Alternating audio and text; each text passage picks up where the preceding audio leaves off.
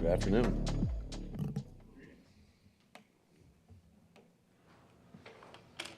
Let me guess, the injury report at 3?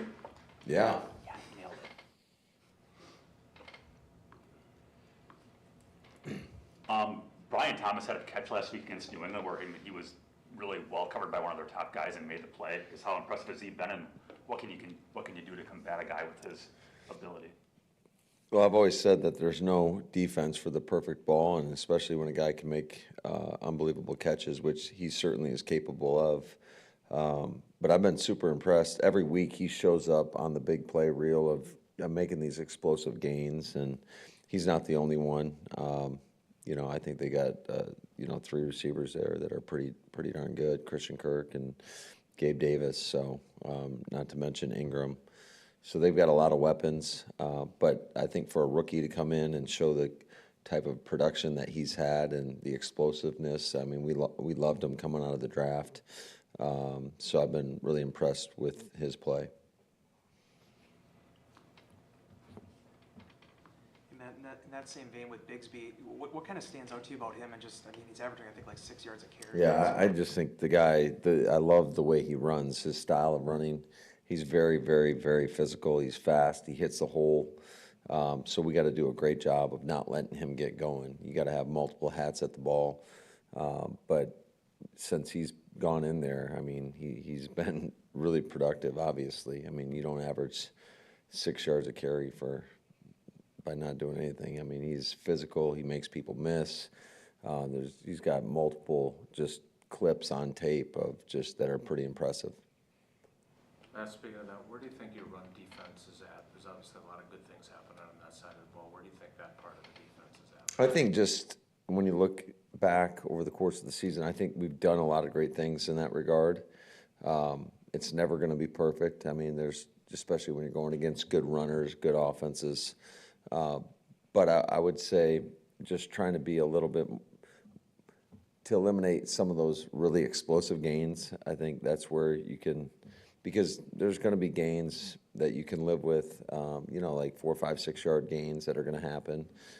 You just don't want to give up those explosion runs of like 20 plus or whatever, and that's happened from time to time.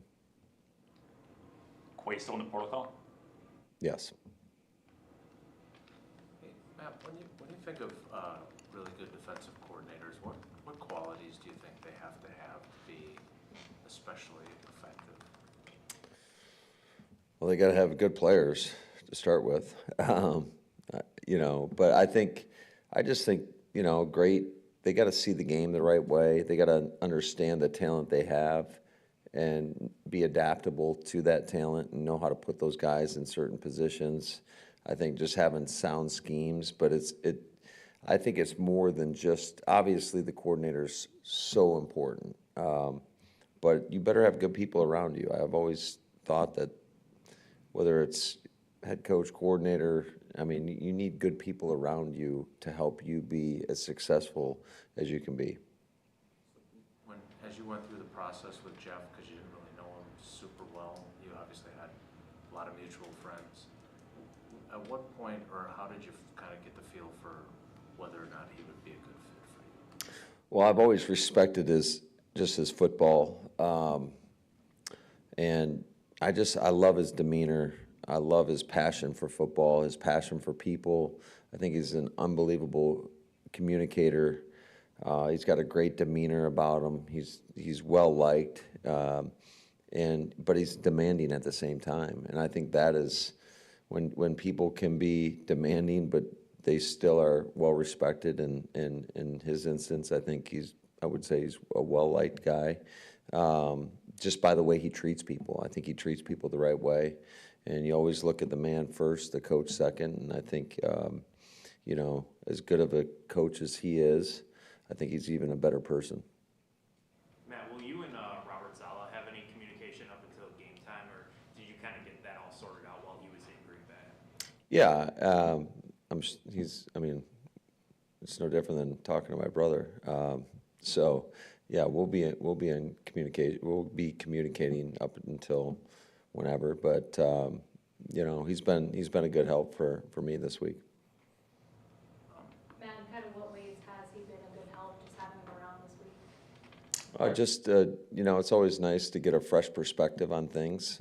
Sometimes you get so caught up into what you're doing all the time, and you look at things a little bit differently. And he's got great perspective. Obviously, very smart guy, and knows ball. I mean, he knows when it looks right and when it doesn't. And so, just leaning on him, just certain things we saw that we might feel like we might be able to take advantage of in the game, and as well as things that we can do a little bit better from an offensive perspective. Can I ask you one more thing about Halfley? Sure.